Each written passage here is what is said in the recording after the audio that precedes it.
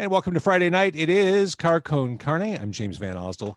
And I really want to thank C&H Financial Services for their sponsorship, support, their love of this show. The show is completely free. It's a podcast, and it's produced nightly. It's because of sponsorship support. So thank you, C&H Financial Services. If you run a small business, maybe a restaurant, C&H Financial Services is here to help, especially during these insane times. They offer a variety of products ranging from traditional merchant accounts to a zero-cost payment processing solution, which eliminates the expense associated with accepting Visa, MasterCard, Discover, and American Express as a form of customer payment. C&H Financial Services eTab solutions, easy to set up for your business for online ordering and curbside pickup. C&H also offers cost-effective commercial lending programs to help get your business the money it needs to make it through these unprecedented times. To learn more, contact C&H Financial Services at 855-600-2437 or go to chfs.us.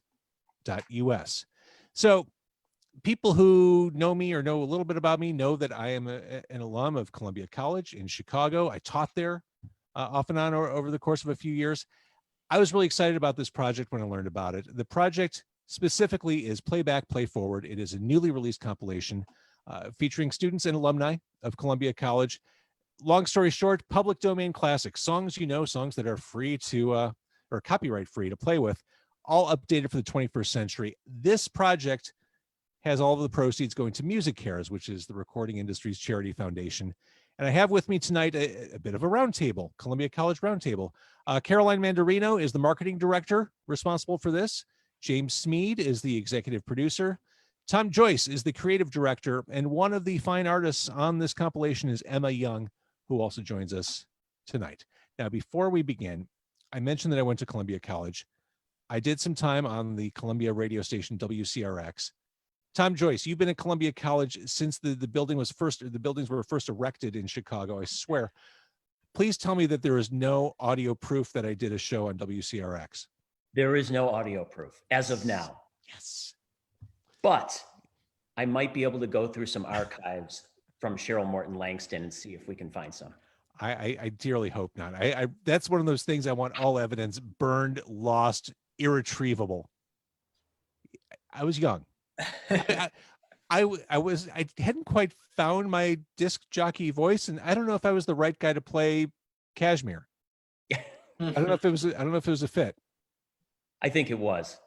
Early on, James and I went to school together, and early on it was evident that James, he has an encyclopedic knowledge of music, and everything that he's done in the industry has just been phenomenal. And, we are honored to have you as an alum of Columbia College. Thank you. I love my time at Columbia. I talk about it romantically. It's a pleasure to do this. Like I said, when I saw this project, I'm like, oh, it's a charity thing and it's Columbia. Yeah, let's talk about it. So let's talk about it. Whose idea was this? Sure. So I wound up creating the project. We had what was called Audio Week, which was going to be at the end of April. And then this nasty thing called COVID happened. But one of the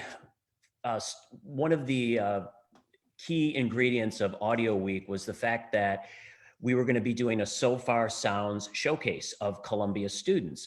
And I wound up getting submissions from about 17 students. So we were in, the COVID phase. And I thought to myself, instead of having these artists just sitting on the sideline, I decided to come up with this idea to connect the artists to Columbia audio students and alums to record an album, songs from the public domain. And the idea came together pretty quickly because of the two students, James Smead and Caroline Mandarino. I had worked with both of them. James is the president of the Audio Engineering Society, which is a student organization. And after talking to him about it, he jumped down right away. And then the chair of the audio department, Ben Sutherland, also said, let's go for this. And then what always tends to happen is things happen pretty quickly. The artists decided, yes, we're interested in this. Then we got the engineers and the producers together. And then not only was it, did it come together, but the fact of the matter was it came together really fast. So I'd love for James to sort of talk about, James Smead, that is, to talk about the process of how we connected the student artists with the producers.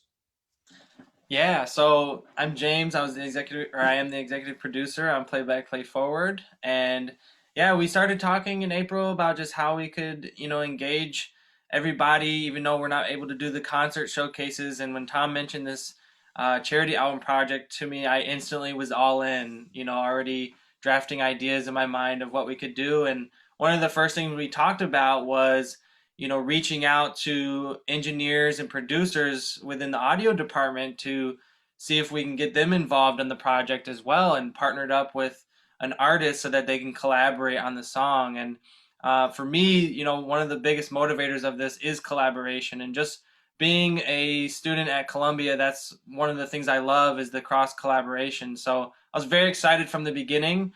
The process started with us creating a playlist of songs from the public domain, sending that out to the artists, getting an idea of what they wanted to cover and kind of what their vision was for the song. And then myself and Tom, Joyce, and Ben Sutherland, Department Chair of Audio Arts and Acoustics, who's been instrumental into this project as well, we just kind of reached out to people that we knew, student alums, students that I've worked with in classes, to see who would be interested in joining the project. And from there, we were able to decide, okay, here's the vision for each of the songs, here's the artist genres they're going for, and we partnered up the artists with these engineers to give the best possible room for success on those songs, to make sure that everything would go smoothly. And everything was done virtually, so I oversaw all the recording and the transfer of files of the mixes, and then the mixing and producing, and just working with everybody on that. And it was so cool to see what we could do even though we were virtual. I agree. And I talk about this a lot, but finding that creative spark while the entire world is locked down, I think is a really special thing. I think we all, anyone who has a creative passion, career, whatever, I think there was a period of mourning when this all started. Like, oh my God, what is going to happen? What's next? Life sucks. All valid, completely valid. But I think it's important, once you find that spark, to ride it and find new ways to do old things. And you did it, and you kind of lit that spark. Let's talk a little bit about the music, since Emma's here. I don't want her to get bored. She's a student. I worry about her getting bored. These students on the Zoom meetings, they check out. They're not interested. Ain't We Got Fun is what Emma did. I mean, everyone knows this song. I mean, these are public domain songs. What I love about this, it's a very joyful, I mean, it's a joyful song in general. It's a very joyful interpretation of the song. Yeah, It almost sounds like a 21st century cabaret version yeah. of that song. Tell me about what your goal was with covering this one, Emma. Well, Tom sent us a huge list of possible songs that we could do. So I went on a long walk and I just listened to all of them. And I reached Ain't We Got Fun, and I just started laughing because I thought it was so ironic, so tongue-in-cheek, so perfect for what we're going through, like kind of feeling really disconnected, like you just lost everything, but we have this life, we have optimism, we have positivity. And I was like, I want to roll with this. I want to push this message as far as I can go, and I want to make a dance track.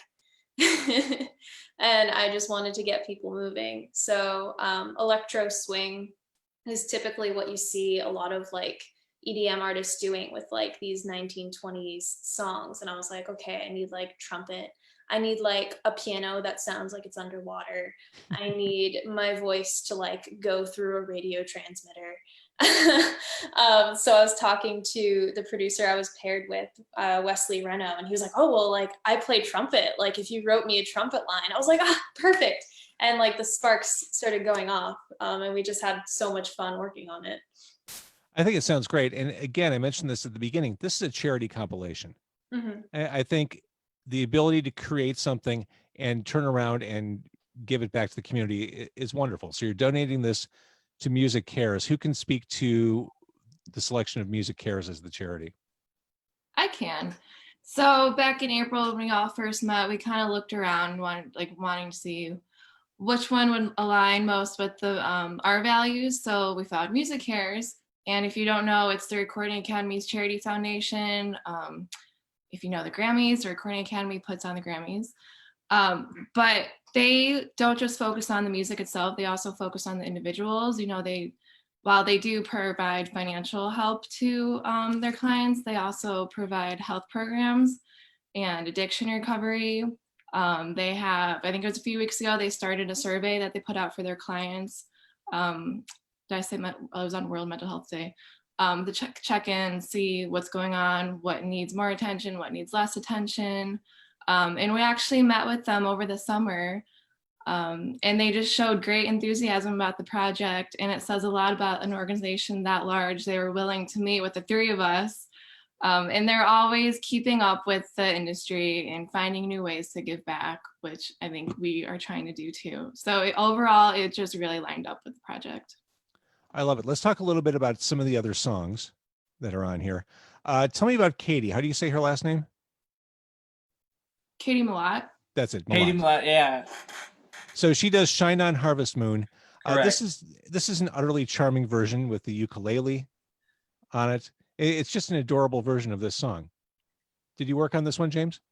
I had a little bit of help on there. Reed Anderson was the engineer producer, and Katie Melodic, who goes by Rin, was the artist. And yeah, that was a fun one to see come together. And in the beginning stages, it was the ukulele and her voice, and they slowly started adding more elements, and the song is fun, and it has like an uplifting quality to it. And that's something that we wanted to shine through for all of the songs, but this one especially is very fun and very cheeky in the sound.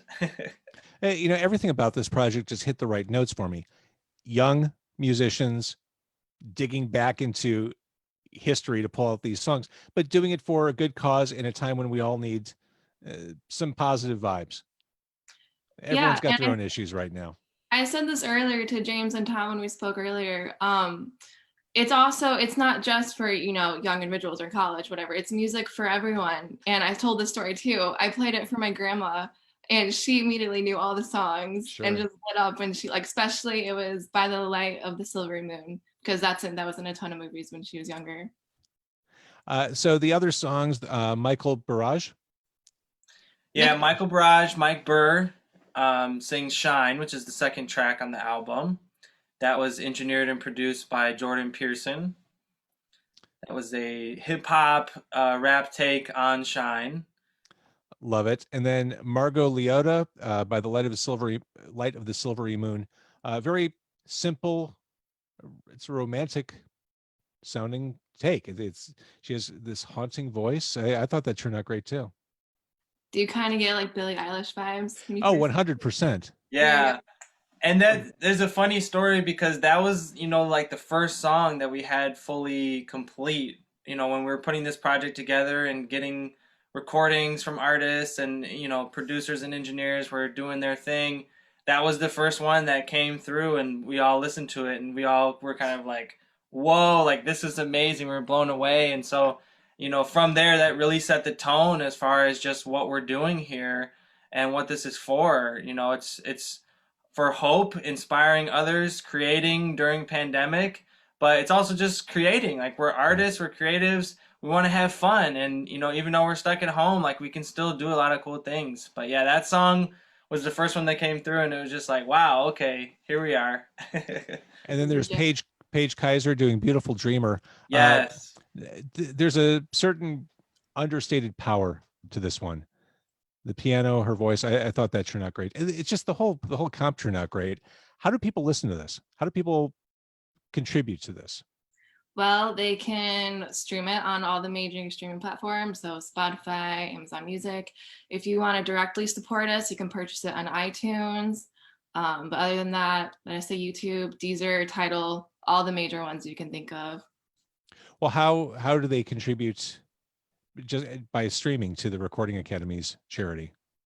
So yeah, all streams will generate, all the revenue generated from streams will be donated, and the iTunes, when you purchase the songs off of iTunes, that goes to the donation for MusiCares, and you can also donate at our website, www.playbackplayfwd.com, and you can donate directly to MusiCares in that way as well. I love it. Now, since you put this out a week ago, did you have a lot of musicians who go to Columbia contacting you saying, I want to be part of one of these. Yeah, I had a friend the other day. He said he saw it on social media, didn't really know what it was at first, and then when it actually came out, I sent him the links. I just went down my contact list and was just sending everyone the song links. And he really wanted to be on it, and that's actually good because we're not just going to do volume 1. Like, we have Good. volume 2 in the works, and hopefully we can go on from there. And that's the thing about that school. It's uncomfortable as a student knowing how many other talented people are in the room with you at any given time. There's just it's just this ongoing tap of talent walking or pouring through the halls. So I'm sure there's a ton of talent waiting to go for volume 2 and further. It is. There's just all this energy, and everyone's just feeding off of each other's energy and creating amazing things.